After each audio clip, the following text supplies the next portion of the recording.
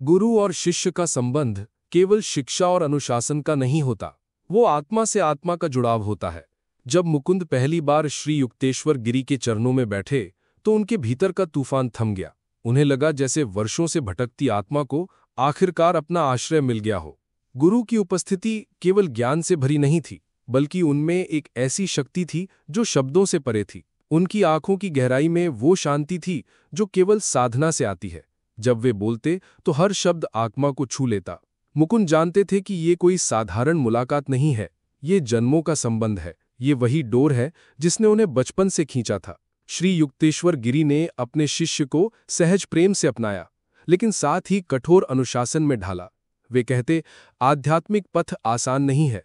जो साधना करता है उसे अपने अहंकार को जलाना पड़ता है, अपनी इच्छाओं को तपाना पड़ता है, और केवल वही आगे बढ़ सकता है जो भीतर से सच्चा हो। मुकुंद इन बातों को पूरी निष्ठा से सुनते और उनका पालन करते। गुरु ने उन्हें ध्यान की गहराई में उतरना सिखाया। वे कहते, ध्यान का अर्थ है अपने मन को बाहर की दुनिया से हटाकर भीतर की ओर मोड़ना। जब मन की चंचलता थम जाती है तभी आत्मा परमात्मा से जुड़ती है। मुकुंद दिन रात ध्यान में डूब गए। कई बार वे ध्यान में इतने लीन हो जाते कि समय का भान ही नहीं रहता। धीरे धीरे उन्हें आत्मिक अनुभव मिलने लगे। कभी वे ध्यान में दिव्य प्रकाश देखते, कभी किसी अदृश्य शक्ति का स्पर्श महसूस करते। एक दिन उन्होंने अपने गुरु के साथ बैठकर ध्यान किया। उस क्षण उनकी आत्मा शरीर की सीमाओं से परे चली गई। उन्हें ऐसा लगा जैसे वे असीम ब्रह्मांड में विलीन हो गए हों। उन्होंने अनुभव किया कि वे केवल एक शरीर नहीं है, बल्कि अनंत चेतना का अंश है। ये अनुभव उनके जीवन का आधार बन गया। गुरु और शिष्य के बीच का संबंध गहरा होता चला गया। श्री युक्तेश्वर उन्हें अक्सर परखते भी थे, कभी अचानक डांट देते, कभी किसी कठिन परिस्थिति में डालते, लेकिन इन सब का उद्देश्य एक ही था, शिष्य के भीतर छिपे अहंकार को तोड़ना और उसकी आत्मा को मजबूत बनाना। मुकुंद हर परीक्षा को कृतज्ञता से स्वीकार करते। वे जानते थे कि ये सब उनकी आत्मा को शुद्ध करने के लिए है। यही समय था जब उन्होंने महसूस किया कि आत्मज्ञान केवल ध्यान और साधना में नहीं है, बल्कि जीवन के हर क्षण में है। गुरु कहते, सच्चा योगी वही है जो संसार में रहते हुए भी निर्विकार रहे। घर परिवार, कामकाज, समाज, इन सब के बीच रहते हुए भी जो आत्मा को याद रखे वही सिद्ध है। ये शिक्षा मुकुंद के हृदय में गहराई तक उतर गई। धीरे धीरे उनके भीतर ये संकल्प मजबूत होता गया कि उन्हें केवल अपनी मुक्ति नहीं चाहिए, बल्कि इस ज्ञान को पूरी दुनिया में फैलाना है। वे जानते थे कि उनका जीवन अब केवल उनका नहीं रहा। वे एक माध्यम है, एक सेतु है जिसके जरिए ईश्वर अपना संदेश पूरे विश्व तक पहुंचाना चाहता है। लेकिन इस मार्ग में चुनौतियां भी थी। परिवार चाहता था कि वे पढ़ाई पूरी करके साधारण जीवन जिए। पिता चाहते थे कि वे नौकरी करें और स्थिर हो जाएं, लेकिन मुकुंद का मन संसार की ओर नहीं था। वे अपने भीतर की पुकार को अनसुना नहीं कर सकते थे। उन्होंने ठान लिया था कि चाहे कुछ भी हो, वे अपने गुरु की राह पर चलेंगे। उनके गुरु भी यही चाहते थे कि वे पहले अपनी शिक्षा पूरी करें, ताकि समाज में उनकी बात का महत्व हो। गुरु ने कहा, ज्ञान और शिक्षा दोनों आवश्यक है। शिक्षा से तुम्हें समाज में स्थान मिलेगा और ज्ञान से तुम्हें आत्मा का प्रकाश मिलेगा। इन दोनों का संतुलन ही तुम्हें आगे बढ़ाएगा। मुकुंद ने ये आदेश स्वीकार किया और अपनी पढ़ाई जारी रखी। लेकिन पढ़ाई के साथ साथ उनकी साधना और गहरी होती गई। कई बार वे मित्रों को अद्भुत अनुभव सुनाते और उन्हें भी ध्यान करने के लिए प्रेरित करते। धीरे धीरे उनके चारों ओर लोग आकर्षित होने लगे। उन्हें महसूस हुआ कि उनकी उपस्थिति से दूसरों के भीतर भी शांति जागती है। ये वही दौर था जब उन्होंने पहली बार अनुभव किया कि उनके जीवन का उद्देश्य केवल व्यक्तिगत साधना नहीं है, बल्कि पूरे समाज के लिए एक मिशन है। वे केवल योगी नहीं, बल्कि एक संदेशवाहक बनने वाले थे।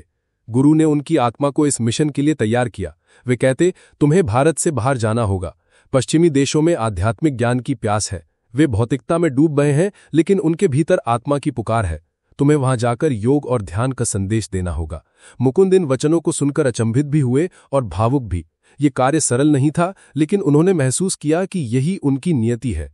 गुरु शिष्य का ये संबंध केवल ज्ञान का आदान प्रदान नहीं था, ये आत्मा की गहराइयों का मिलन था। मुकुंद ने जाना कि गुरु केवल शब्दों से शिक्षा नहीं देते, बल्कि अपने जीवन से प्रेरणा देते हैं। उनके गुरु का हर क्षण, हर कार्य एक शिक्षा था। गुरु और शिष्य का संबंध केवल शिक्षा और अनुशासन का नहीं होता, वो आत्मा से आत्मा का जुड़ाव होता है। जब मुकुंद पहली बार श्री युक्तेश्वर गिरी के चरणों में बैठे तो उनके भीतर का तूफान थम गया। उन्हें लगा जैसे वर्षों से भटकती आत्मा को आखिरकार अपना आश्रय मिल गया हो। गुरु की उपस्थिति केवल ज्ञान से भरी नहीं थी, बल्कि उनमें एक ऐसी शक्ति थी जो शब्दों से परे थी। उनकी आंखों की गहराई में वो शांति थी जो केवल साधना से आती है। जब वे बोलते तो हर शब्द आत्मा को छू लेता। मुकुंद जानते थे कि ये कोई साधारण मुलाकात नहीं है, ये जन्मों का संबंध है, ये वही डोर है जिसने उन्हें बचपन से खींचा था। श्री युक्तेश्वर गिरी ने अपने शिष्य को सहज प्रेम से अपनाया, लेकिन साथ ही कठोर अनुशासन में ढाला। वे कहते, आध्यात्मिक पथ आसान नहीं है।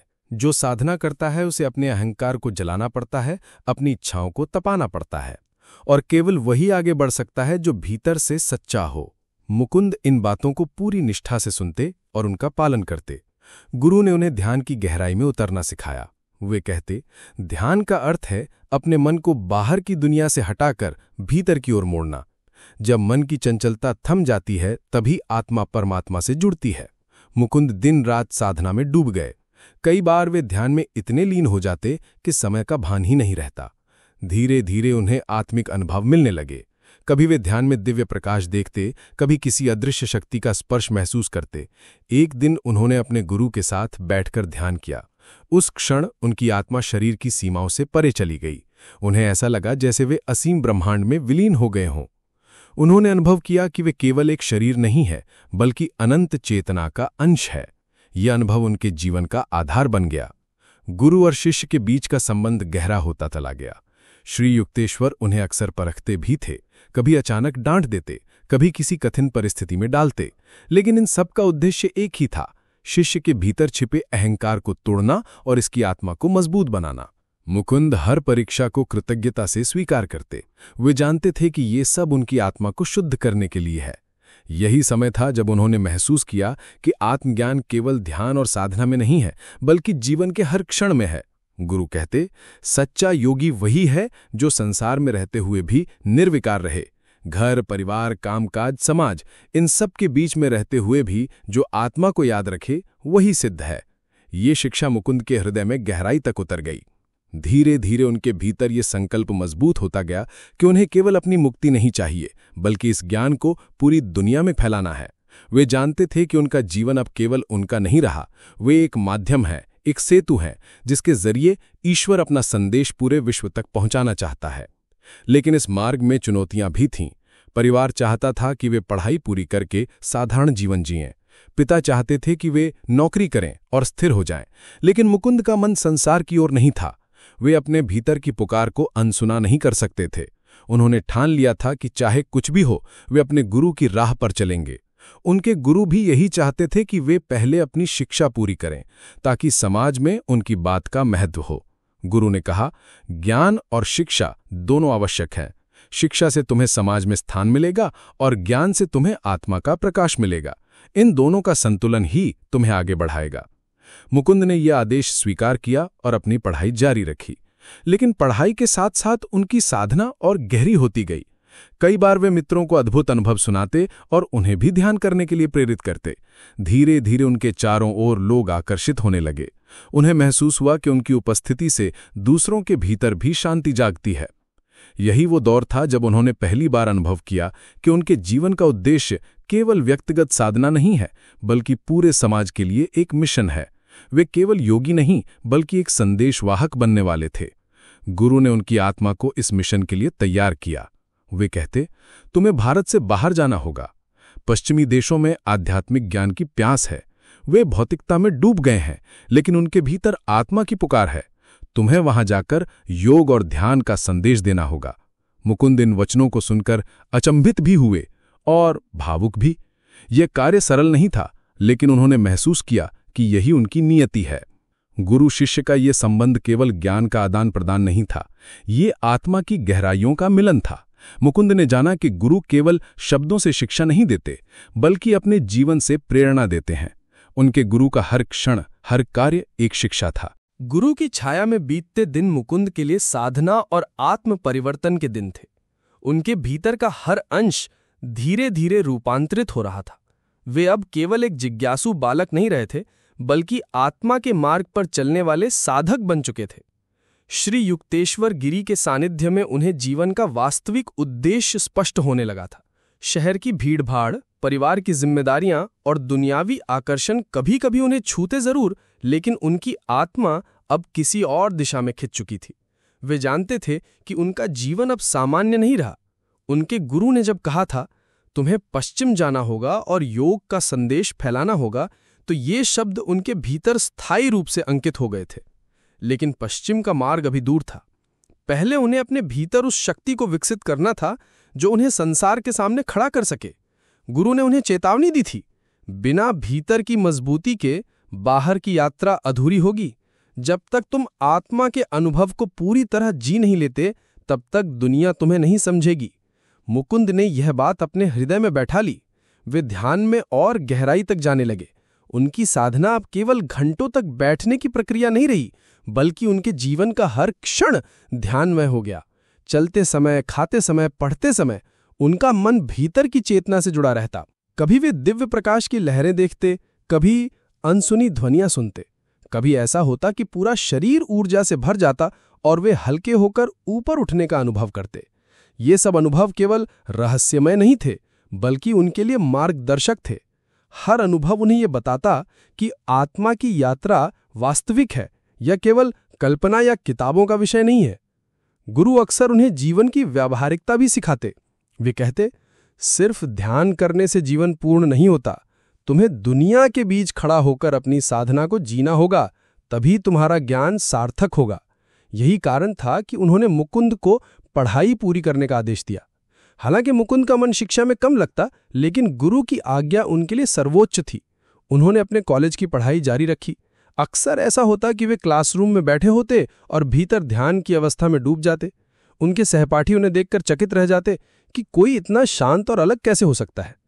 धीरे धीरे मुकुंद को अपने चारों ओर लोग मिलने लगे जो आत्मा और योग की खोज में थे। वे मित्रों को ध्यान सिखाते, उन्हें साधना का अनुभव कराते। कई बार उनके मित्र कहते, तुम्हारे पास कोई अलौकिक शक्ति है, तुम्हारे साथ रहकर हमें ऐसी शांति मिलती है जो कहीं और नहीं मिलती। मुकुंद ये सुनकर मुस्कुराते और कहते, यह शक्ति मेरी नहीं है, यह ईश्वर की है जो हर आत्मा में है, बस हमें उसे अनुभव करने की जरूरत है। इस बीच उनके जीवन में कई ऐसे अनुभव हुए जिन्होंने उनके विश्वास को और दृढ़ कर दिया। कभी वे अपने गुरु की उपस्थिति को दूर रहते हुए भी महसूस करते, कभी उन्हें भविष्य की झलक मिलती। ये सब उन्हें याद दिलाता कि वे केवल भौतिक शरीर नहीं है, बल्कि चेतना के विशाल महासागर का हिस्सा हैं। एक दिन गुरु ने उन्हें पास बुलाया और कहा, समय आ गया है कि तुम अपने जीवन का संकल्प स्पष्ट करो। साधना केवल अपने लिए मत करना, तुम्हारा उद्देश्य है इस ज्ञान को समाज तक पहुंचाना। जब तुम पश्चिम जाओगे तो वहां के लोग तुम्हें समझने में कठिनाई महसूस करेंगे, लेकिन तुम धैर्य रखना, तुम्हारे भीतर जो सत्य है वो अंततः सबको आकर्षित करेगा। इन शब्दों ने मुकुंद को भीतर तक हिला दिया। वे जानते थे कि यह कार्य आसान नहीं होगा। पश्चिमी समाज भौतिकता में डूबा हुआ था, विज्ञान की शक्ति पर गर्व करता था और आध्यात्मिकता को अंधविश्वास मानता था। लेकिन उनके गुरु का विश्वास अटल था। गुरु ने जो भविष्यवाणी की थी वो सत्य से कम नहीं हो सकती थी। गुरु की आज्ञा मानकर उन्होंने अपनी जीवन की दिशा तय कर ली। वे अब केवल साधक नहीं बल्कि एक मिशनरी बन चुके थे। उन्हें अपनी साधना को समाज की सेवा में बदलना था। इस यात्रा के दौरान वे कई महान संतों और योगियों से भी मिले। हर मुलाकात उनके लिए एक नई प्रेरणा थी। किसी संत से उन्होंने करुणा सीखी, किसी से तपस्या का महत्व, किसी से आत्मसमर्पण की गहराई। वे समझ गए कि योग का मार्ग केवल ध्यान की गुफा में बैठकर पूरा नहीं होता, बल्कि यह तो जीवन के हर अनुभव में व्याप्त है। धीरे धीरे उन्होंने अनुभव किया कि उनके चारों ओर अदृश्य शक्तियां काम कर रही हैं।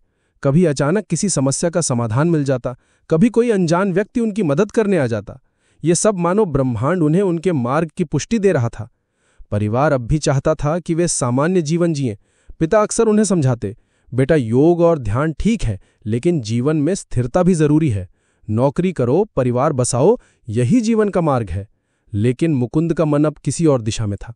वे भीतर से जानते थे कि उनकी आत्मा इस सामान्य जीवन के लिए नहीं बनी। फिर भी उन्होंने अपने परिवार का आदर किया। वे जानते थे कि आध्यात्मिकता का अर्थ संबंध तोड़ना नहीं है, बल्कि उन्हें नए दृष्टिकोण से देखना है। उन्होंने अपने माता पिता से प्रेम और सम्मान बनाए रखा, लेकिन भीतर का संकल्प और भी दृढ़ होता गया।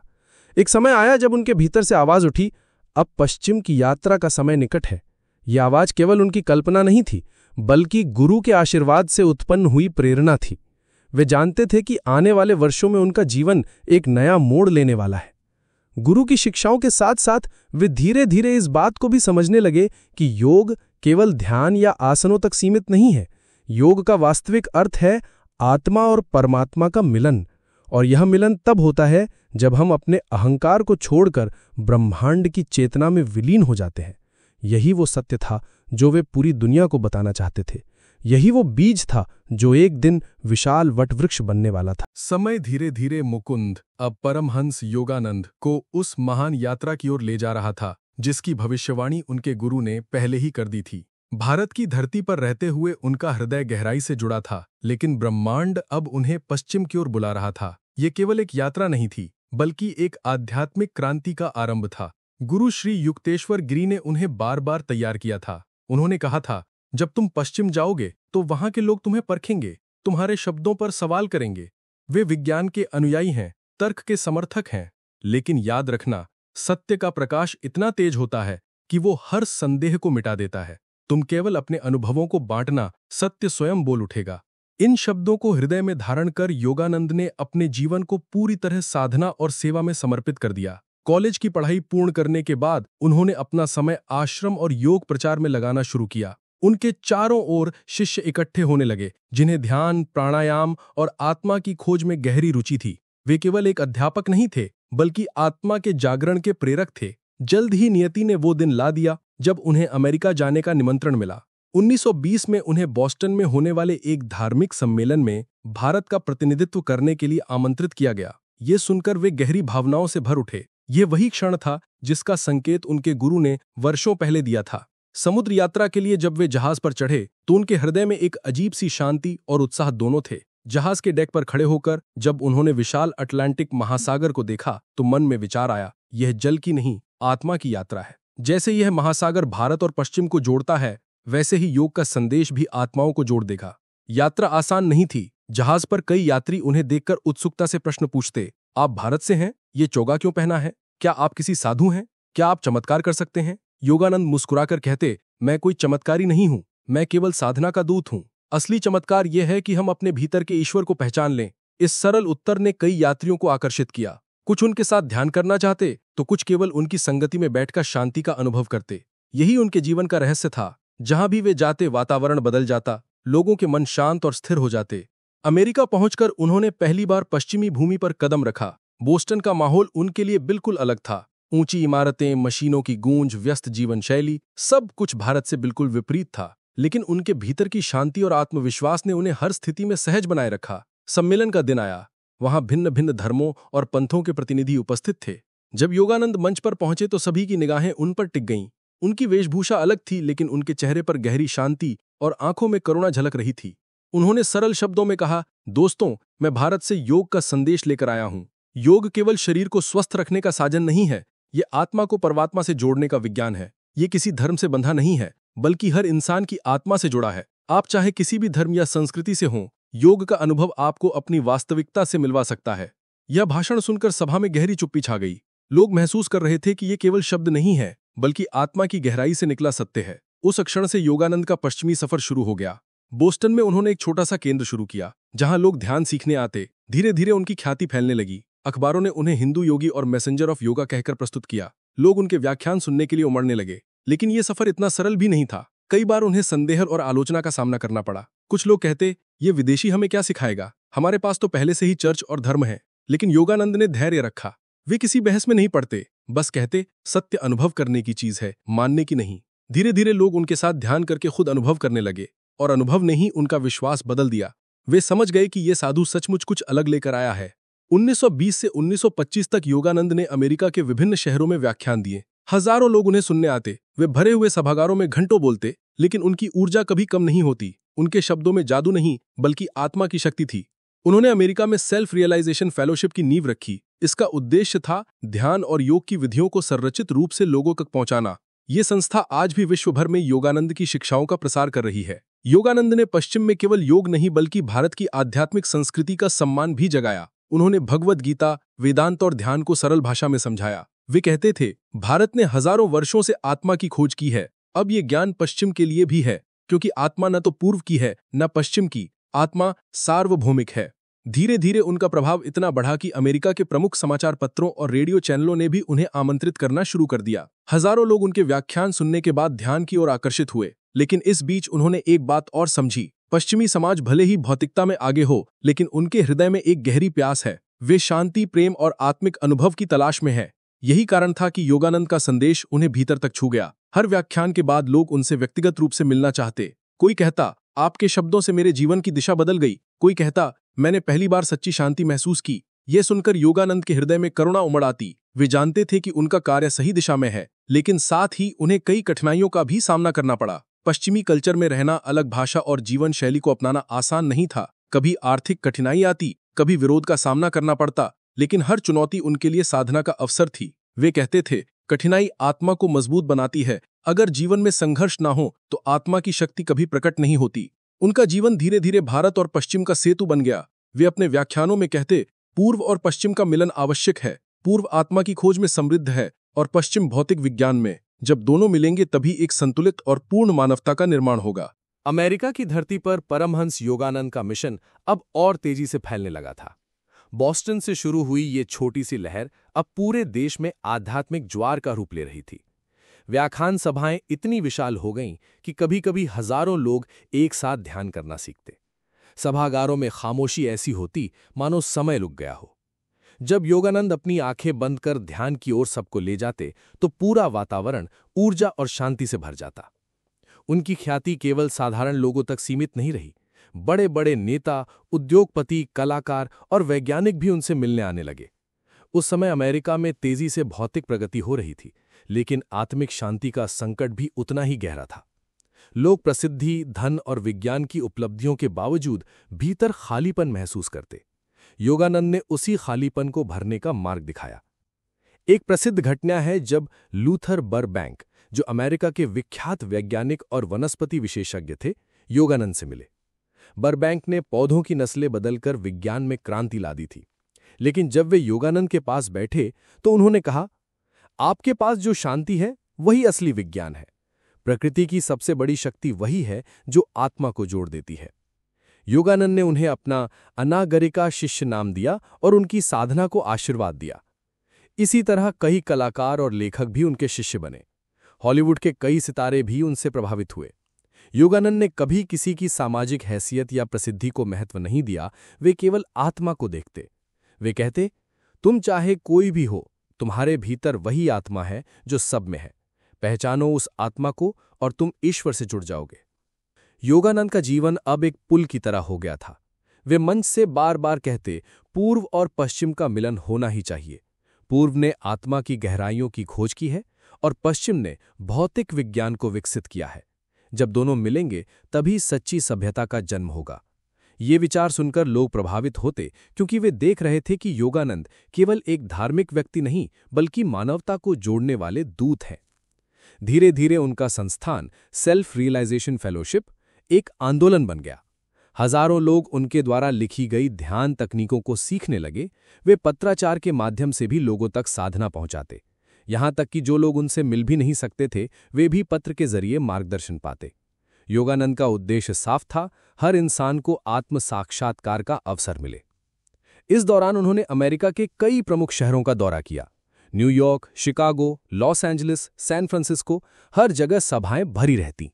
उनके प्रवचनों का विषय केवल योग नहीं था, बल्कि जीवन की हर समस्या का समाधान था। वे कहते, तुम्हें धन चाहिए, ध्यान से मन की शक्ति बढ़ाओ। तुम्हें स्वास्थ्य चाहिए, योग और प्राणायाम से शरीर को संतुलित करो। तुम्हें शांति चाहिए, आत्मा की ओर लौटो, क्योंकि शांति बाहर नहीं भीतर है। लोग इन सरल परंतु गहरे संदेशों को अपनाने लगे।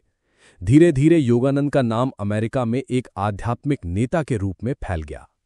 एक और ऐतिहासिक क्षण तब आया जब 1927 में उन्हें व्हाइट हाउस में राष्ट्रपति कैल्विन कूलिज से मिलने का निमंत्रण मिला।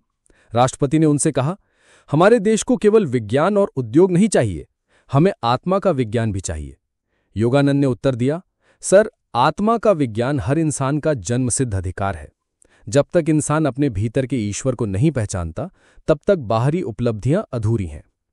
इस मुलाकात ने योगानंद के प्रभाव को और मजबूत कर दिया। अब वे केवल धार्मिक या आध्यात्मिक व्यक्ति नहीं रहे, बल्कि एक ऐसे मार्गदर्शक बन गए जिन्हें राजनीति, विज्ञान और कला सभी क्षेत्रों के लोग मानने लगे। हालांकि ये सफर कठिनाइयों से मुक्त नहीं था। कई बार धार्मिक कट्टरपंथी उनके खिलाफ खड़े हुए।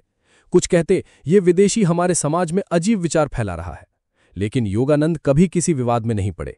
वे बस कहते, मैं किसी धर्म को बदलने नहीं आया हूं, मैं तो केवल आत्मा का मार्ग बताने आया हूं जो हर धर्म का सार है। उनकी यही निष्कलंकता और करुणा धीरे धीरे विरोध को भी शांत कर देती। उनके चेहरे की मुस्कान और आंखों की चमक हर आलोचक को जीत लेती। इस दौर में उन्होंने अपने लेखन पर भी ध्यान देना शुरू किया। उनका सपना था कि योग और आत्मा की बातें केवल व्याख्यानों तक सीमित ना रहें, बल्कि पुस्तकें बनकर हमेशा जीवित रहें। उन्होंने अनेक ग्रंथ लिखे, जिनमें सबसे महान कृति बाद में ऑटोबायोग्राफी ऑफ अ योगी बनी, जो पूरी दुनिया में आत्मा की खोज का दीपक बनी। लेकिन उससे पहले ही उनका जीवन अमेरिका के हर कोने में एक प्रेरणा बन चुका था। लॉस एंजलिस में उन्होंने माउंट वॉशिंगटन आश्रम की स्थापना की, जो आज भी SRF का मुख्यालय है। ये स्थान ध्यान और साधना का एक जीवंत केंद्र बन गया। यहाँ लोग कुछ दिनों के लिए रहकर साधना करते और अपने जीवन में परिवर्तन का अनुभव पाते। योगानंद ने यहाँ अनेक साधना शिविर आयोजित किए, जहाँ लोग एक साथ ध्यान करते। वे कहते, जब 1000 लोग एक साथ ध्यान करते हैं तो उनकी सामूहिक ऊर्जा पूरी पृथ्वी को शांति देती है, और सचमुच वहां उपस्थित हर व्यक्ति उस ऊर्जा को महसूस करता। धीरे धीरे योगानंद का संदेश केवल अमेरिका तक ही सीमित नहीं रहा।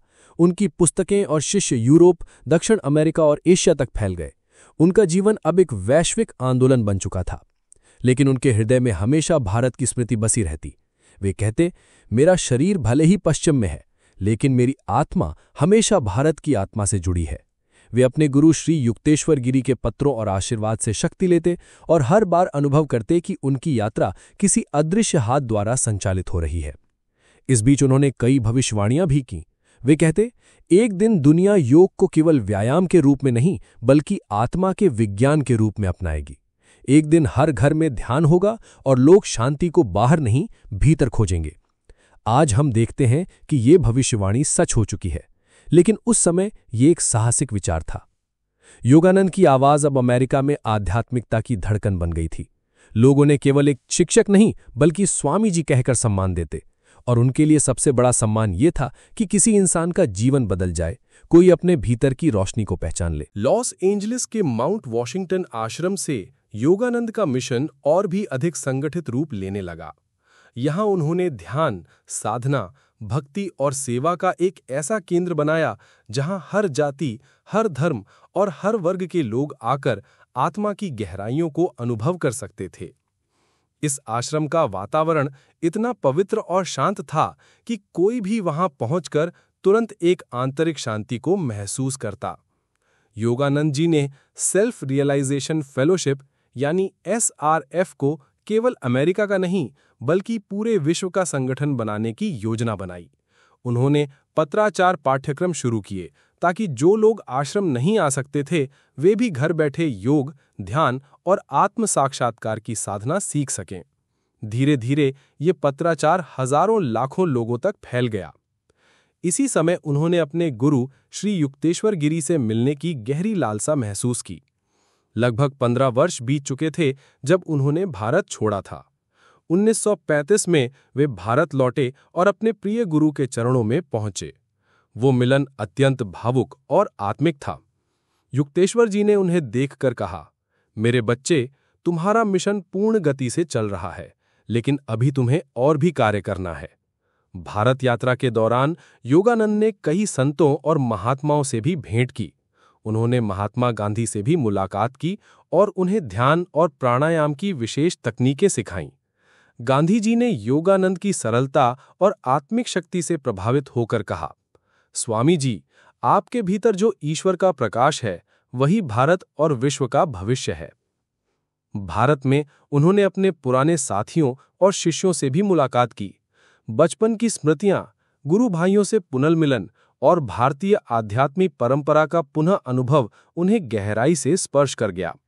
उन्होंने रांची स्थित अपने स्कूल का भी पुनर्निर्माण किया और वहां शिक्षा और ध्यान का कार्य फिर से व्यवस्थित किया। लेकिन इस भारत यात्रा में एक और रहस्यमयी घटना घटी। योगानंद जी के गुरु श्री युक्तेश्वर गिरी ने 1936 में शरीर का त्याग कर दिया। योगानंद के लिए ये एक गहरी वेदना का क्षण था, लेकिन उसी समय उन्हें एक दिव्य अनुभव हुआ। युक्तेश्वर जी ने उन्हें एक अलौकिक रूप में दर्शन दिए और बताया कि आत्मा कभी नष्ट नहीं होती। उन्होंने कहा, मैं अब सूक्ष्म लोक में हूं और वहां से भी तुम्हें मार्गदर्शन देता रहूंगा। ये अनुभव योगानंद जी के जीवन का एक अटूट हिस्सा बन गया और उन्होंने इसे बाद में अपनी पुस्तक में वर्णित किया। भारत यात्रा के बाद योगानंद जी पुनः अमेरिका लौटे, लेकिन अब उनका मिशन और अधिक गहरा और स्थिर था। उन्होंने जीवन के अंतिम वर्षों को लेखन और संगठन के विस्तार में लगाया। इसी समय उन्होंने अपनी सबसे महान कृति ऑटोबायोग्राफी ऑफ अ योगी लिखनी शुरू की।